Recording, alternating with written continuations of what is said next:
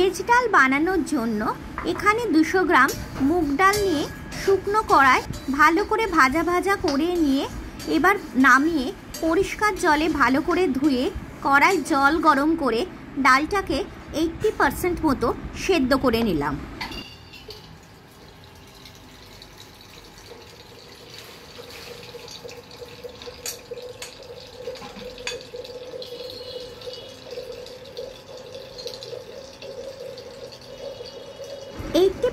মতো ডালটা সেদ্ধ হয়ে গেলে একটা নামিয়ে পাত্রের মধ্যে রাখলাম।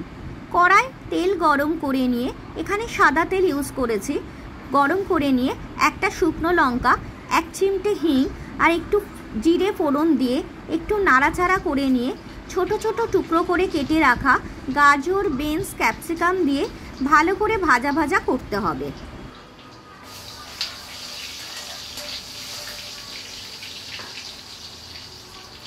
সবজিগুলোকে যখন ভাজা ভাজা করব তখন ওপর থেকে একটু নুন আর পরিমাণ মতো হলুদ গুঁড়ো ছড়িয়ে দিলাম।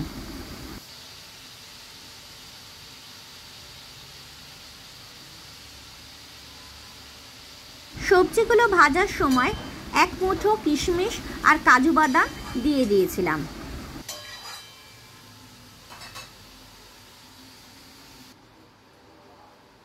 সেগুলোকেও একসাথে ভাজা ভাজা করে নিলাম।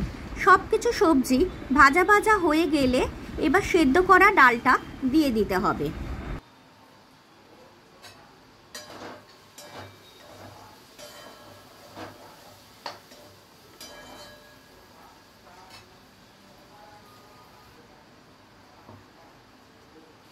এবার ডালের ঘনত্ব অনুযায়ী তোমরা প্রয়োজন অনুসারে জল অ্যাড করবে।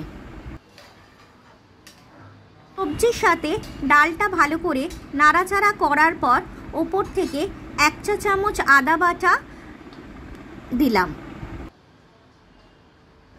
আর সঙ্গে পরিমাণ মতো নুন। আর যেহেতু এটা ভেজ ডাল একটু মিষ্টি মিষ্টি হবে তাই 2 চামচ চিনি অ্যাড করেছি। তোমরা তোমাদের প্রয়োজন অনুসারে চিনির ব্যবহার করো। ভালো করে নাড়াচাড়া করার পর 2টো কাঁচা লঙ্কা অ্যাড করলাম। এবার ডালটাকে ভালো করে ফুটতে দিতে হবে। ডালটা নামাবার আগে 1 চা চামচ ওপর থেকে ঘি দিয়ে দিলাম।